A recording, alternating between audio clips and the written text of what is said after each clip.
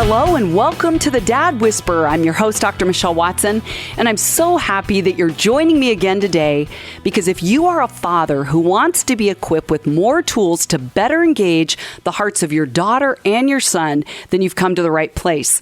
Well, before we begin our conversation this week, let me review the template. On your mark, get set, go. Dads, I want you to envision yourselves standing side by side each other, getting ready to run your fathering race this week. I'm on the sidelines again as your coach, cheering you on and saying, on your mark, get set, go.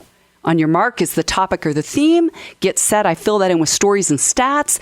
And go is your action step, which is a practical way to put that theme into action this week.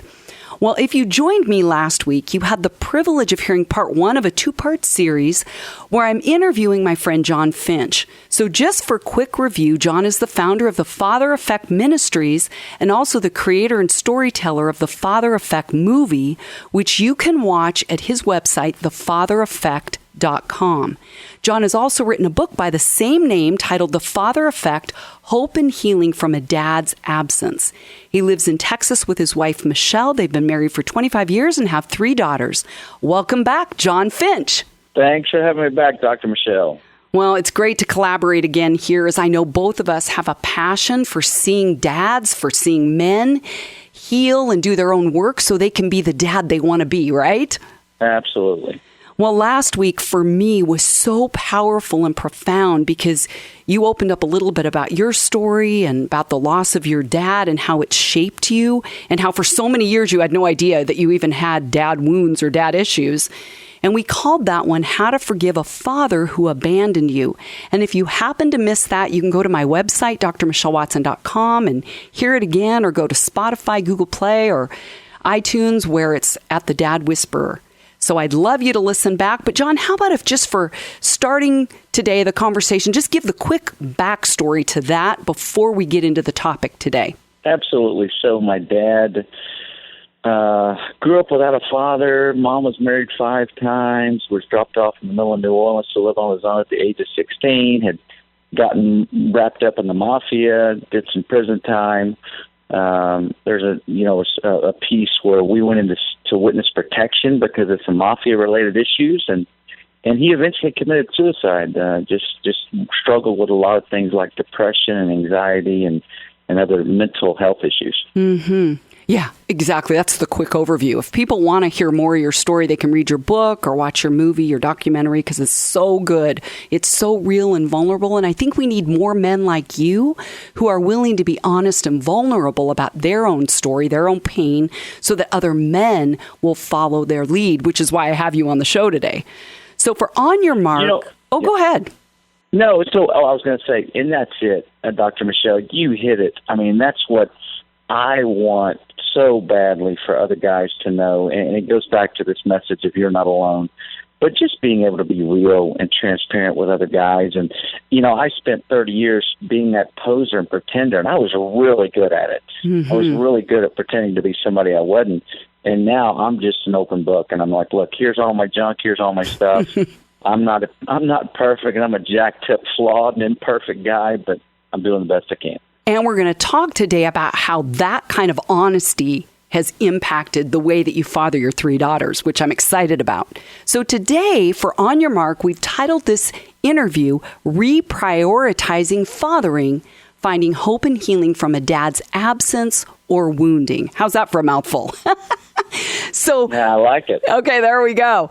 Well, John, like I just said, you talked last week about how you finally crashed and burned. Here you were a Christian man, you hit rock bottom, as some people might call it.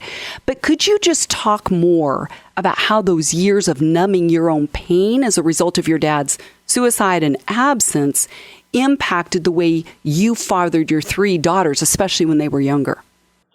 I really didn't have a clue how to be a father. And I wasn't willing to reach out to other men to find, what they knew and get wisdom from them, which all of that's totally changed now. But I was just trying to do the best I could and was struggling in many different areas. And because I was a man and they were girls, that was even more scary to me. Yeah, exactly. If I'd have had a son, I'd have known a little bit about what they were dealing with and how to deal with them. But because they were daughters, it was very foreign. And so the struggle of just trying to even relate to my wife truly and honestly and authentically was difficult, because I was constantly playing this game of pretend, acting like I knew so much more than I really did. And so, when I was on alcohol, I was the most confident guy there was in the room, because it had numbed all the pain and it was my medication. But when I wasn't, I was just struggling and angry and all these things, this turmoil was going on for so many years deep within me. Did you know at the time, John, that you were a faker and a poser, or were you not even admitting that to yourself then? No, I didn't even admit it. I didn't even know it. I just thought this was part of what you do when you're a man. It's like, man, other guys are doing the same thing, right? Or I looked at other guys that really did have it figured out, and so I wanted to be more like them. And so I would fake it to be like them. But I thought, no, I thought every guy, that's just what you did. Every man, acted a certain way, and you wanted to be confident. That's what you did. Yeah. False courage, right? That's what some people call alcohol. Well, and you and I both know that even if some Christian men are like, oh, I don't drink or I don't look at porn, I think sometimes it's easy to hide behind ministry, right? Behind that kind of a focus and pour ourselves into that, if you will, right? Instead of looking at our stuff. Yeah, and that's what so many men do, whether it's work. They'll pour themselves into work, and they'll do the very best they can. Matter of fact, if you look at very successful individuals, a lot of them have a father issue. They're so driven to either prove to a dad that they can be successful and they can get his affirmation, or they're just proving to themselves that they're worthy, that they can do this, and they don't want to go back and look at their history. You look at same thing with gym rats, a lot of muscle guys. That's their thing. They're going to go be the very best and get the biggest muscles they can. And so there's all this stuff that a bunch of men just pour themselves into in order to deny the pain and the real issues of what's really going on deep down. Yeah. Well, you made another powerful statement in the Father Effect movie that, at least when I heard it, I thought, wow, this is paramount to what it looks like for a dad to rearrange his priorities as a father, right, for you to 3 daughters. And here's what you said. Now I walk in daily awareness of how my words and actions affect my children. So my question to you, John, is this. How have you initiated conversations with your girls that have invited them to be honest with you then about how your words and actions have affected them? This is such an important piece for me and such a valuable lesson that I've learned. I've been very, very open and honest with my girls about my own struggles with depression and all the stuff that I deal with.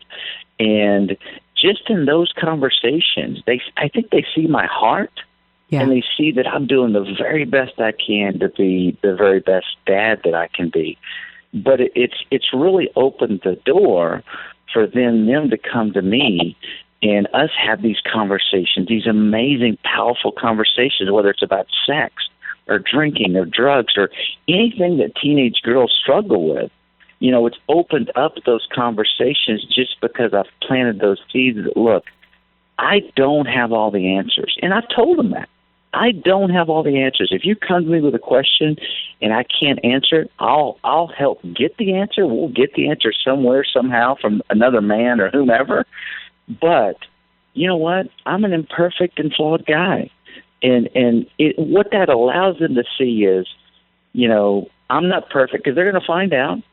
Yeah. They're going to find out eventually. And it helps them understand they don't have to be perfect. Yeah, yeah. Here's another thing that you said that really ties into what you just shared, John. Here's your quote.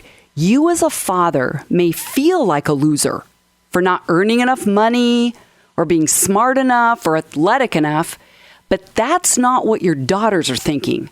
To them, you're enormous in their lives. So again, I'm wanting you to kind of go a little bit deeper. How did you work this through to be okay with not being enough in your own mind, in your own heart, right, in your own view of yourself, because your dad hadn't affirmed and confirmed your manhood. How do you, as a dad, really come to your girls and go, don't have it together, I'm flawed? For me, it's really been freeing. It really has, for me to admit to my girls and my wife. Yeah, there you go. That at times, I don't know. I don't know what the answer is. It's freeing in the sense that I then don't have to pretend. I don't have to walk around acting like I'm somebody that I'm not. Yeah. And so for me, and Dr. Meeker has this quote in the film and does this great piece about not feeling like a loser, that your daughters or your sons, man, they just want you. They just want your time. They just want your presence. Mm-hmm. It's not like you got to do something to impress them. They're impressed just by being around you. They just want to live life with you. And so in boiling it down and really kind of knocking off all the top layers of what society says we need to be as a father, we need to try to be the father that God says we should be. It might be just show up. Absolutely. And one of the guys we interviewed in the film, I'll never forget it when I asked him, what do you wish your dad would have done differently? That's exactly Great what he question. said. Just show up. I wish my dad would have just shown up. And so that gives you this idea. It makes dads understand. I think as dads, we're very competitive and driven and all these different things. But in reality, we have in our own mind this fantasy of what we think we need to be as dads, when it all comes back down to just show up. Yeah. Just show up, flaws and all. Don't fake it. Don't be a poser. Just show up. I love that. I mean, that might be the go step that some dad just needs to hear today that kicks things up a notch, because it's not, as I always say, about being perfect. It's about being present. And I love that you're being honest with your girls, which allows them to be honest back with you. Well, if you're just joining me, I'm talking with my friend John Finch, and the title of our interview today is Reprioritizing Fathering, Finding Hope and Healing from a Dad's Absence or Wounding. And this is part 2 of a 2-part series. So as we talk, John, about this idea of reprioritizing fathering, which is what you've lived out, which is so powerful because you're not just telling dads what to do, you're just saying, here's what I did. So can you say more about how you, in this process of facing your story, your pain, your dad's story, his pain, how you reprioritized fathering to your daughters back in the day that you're still living out now? What is it, 15 years later, 20 years later? It's been a while, that's for sure. Over the last, 9 to 10 years. Okay. What God's teaching me. We interviewed over 80 people, and I've talked to literally hundreds since then of men and the struggles that all of us are going through. And what's really helped me is these stories from within the movie. There was every interview I did, and there was over 80. God was teaching me something in every interview. I mean, I was learning a nugget, something I could take back and implement in my own home. And one of the most powerful things about that was, especially with 3 girls, was this understanding that the way I was loving and treating my wife was the way they were going to expect to be treated. And so for me, a daily thing is for me to get up in the mornings and go into the kitchen where the girls are getting ready for school and my wife's in there, and intentionally love and hug on my wife in front of my kids. I love that. Well, it gives them a stability because when they walk out to go to school that day, the last thing they're thinking about is, well, is mom and dad okay? Mm-hmm. They're not worried about that. They know mom and dad are planted firmly, love one another, care for one another. And again, it goes back to that they're watching how I treat their mom, and they're going to expect to be treated the same way. Mm-hmm. There's another, one of the other powerful things I've learned is prayer, the power of prayer. And we interviewed Neil Jeffrey, who talked about this dad who was this prayer warrior and just an amazing man. And he looked at me at one point and he said, John, there's nothing like a child hears father pray for him or her out loud in that manly, fatherly voice. And you know what? I can back that up. As a daughter, when my dad prays for me, it's like it goes in so deep. It does. And you know what it's done for me? I went home that night after the interview and I said, okay, honey, prayer time is changing. You know, I was the guy that was walking out, patting himself on the back every night, saying, man, you're an awesome prayer, Billy Graham, and, you know, whatever. But then I started asking my girls when I laid down with them, hey, Brooke, what can I pray for you about? Hey, Ellie, what can I pray for you about? And what this does, and it's so important, is it lets them see that I'm concerned about the things they're struggling with. But it also leads to additional conversation after the fact that they say, hey, Dad, can you pray about my test tomorrow or a friendship I'm struggling with or whatever? It allows me then to go, hey, what can I do to help you with your test? Or what can I do to help you struggle, you know, getting through this friendship thing? And even more powerful, Dr. Michelle, is for them to hear me in the same room as them and my wife standing there pray a thankfulness prayer about their mom and my wife, for me to say, God, thank you for my wife and their mom and what a servant's heart she has and the blessing that she is to our family. There is not much more powerful than that. Right, right. Well, I would imagine some dads listening might say, well, John Finch, I'm not skilled in prayer like you are, or many men that I've heard say to me, my wife is more verbal, more spiritually attuned. So then they don't want to pray in front of their wives or their daughters because they don't feel as skilled. What would you say to that, Dad?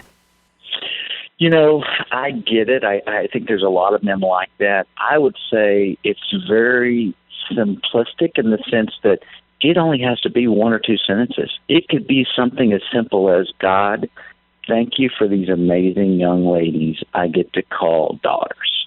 Amen. I love it. It doesn't have to be, it doesn't have to be elaborate at all. Yeah. Something very, very simple and just a couple of sentences.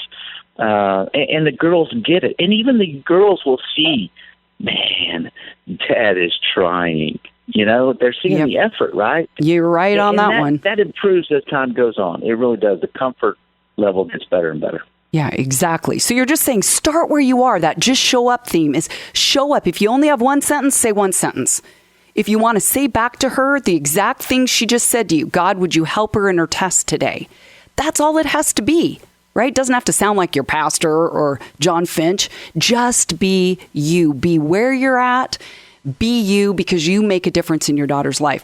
Well, John, as we're talking about reprioritizing fathering, I think what we're saying is that when all of life gets busy and there's work demands and relational demands and your own need for self-care, is it sometimes easy to forget that if you don't make fathering a priority, it's not going to be one. And you've talked about one of the things that you really learned in talking to 80 people for your movie is that a daughter needs the father's affection. Say more about what you learned.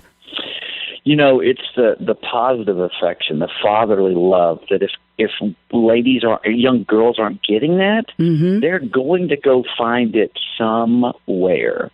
You know, Dr. Bicker shares this powerful story about how she had young ladies coming in her office at younger and younger ages having sex. It was like 16, 15, 14, 13. And she said, John, on more than one occasion, I have a young girl come in my office and everything checked out fine. But before she would leave, she'd say, hey, doctor, can you give me a prescription?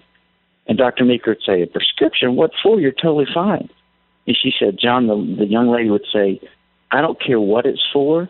Just give me a prescription. And at the bottom of it, put cannot have sex.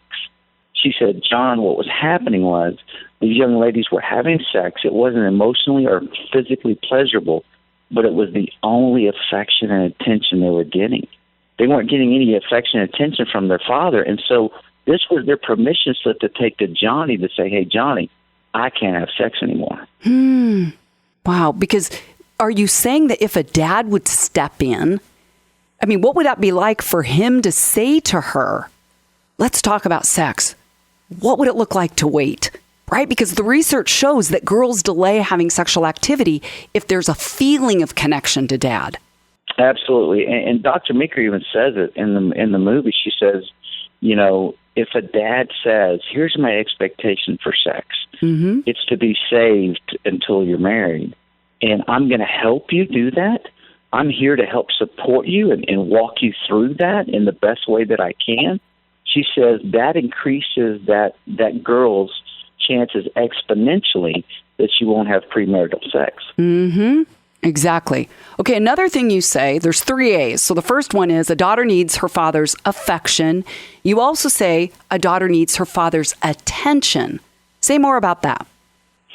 Yeah, and that goes right in line with kind of the affection. You know, girls, especially nowadays with the social media, they're dying for attention. You know, there's girls that are measuring their worth by the number of likes they get on Instagram. And it's like, wow, what have we come to where they're so desperate for that? But girls need our attention. They need to know that they're beautiful both inside and out. Come on, I'm standing with you. Yep, we do. They need those words of affirmation, you know. They need to know that they're doing a great job, that they're cherished, that they're valued, that you believe in them. They need those words. And not only the words, they need the actions. They need to know that you're going to show up at their volleyball game, at their soccer game, whatever, that you're going to be there because you believe they're important and that you see them. You know, so many young ladies and even older ladies that talk about their dad stuff is like, I just wanted him to see me, but he was so wrapped up in work or the chaos of life or whatever else, he didn't do it. So dating your daughter is so important, having regular dates. And man, there's so many great things that come out of that. I know in my girls' lives, when I had them one-on-one on date nights, they would share things with me that they would never share with us as a family. And that was the really cool, really intimate moments that helped my relationship grow stronger with each of my girls. And I just want to underscore one other thing, is that sometimes dads, when their daughters hit teen years, there's no time for dad. They only want their peers. But you and I have both seen that when a dad doesn't stop initiating, he keeps pursuing her heart, there will be an open door at some point. So dads have got to step it up and say, I'm not going to take it personal if she doesn't have time for me today or tomorrow or this week. Don't give up saying, it's my job as a father to give her consistent, intentional focus and attention, right? Absolutely. And just like they want to be pursued, right? Yep. And so as men, as fathers, we have to always be pursuing our girls in the sense that spending time with them, making sure they know that we're here. If anything comes up, anything they want to talk about, they can always call Dad. With my 2 oldest, they're in college now, off at college. And they communicate. I communicate with them every single day, even if it's just via text. I say, hey, how are you doing? I'm praying for you. I hope you had a good day. Something along those lines, just to let them know every day that I'm thinking about them and that I'm praying for them. Which you're demonstrating, John, that third piece of important information that you said about a daughter needs a father's affirmation. So it's attention, affection, affirmation. Well, my goodness, our time is flying by as we're wrapping up part 2 of a 2-part series on really looking at your role as a dad and reprioritizing fathering. So how about if for the go step, as we get ready to land the plane, would you tell that dad listening today who's ready to make fathering more of a priority and he's ready to kick things up a notch intentionally to lead his daughter to hope and healing, especially if she needs to look at issues or wounds she has with him, where would you tell him to start? Share your story. You know, I believe one of the most powerful lessons I've learned is just being real and transparent and authentic with my daughters about my own issues, about my own junk. You know, I've shared with them about my depression, alcoholism, and this pretending to be somebody I wasn't for so many years.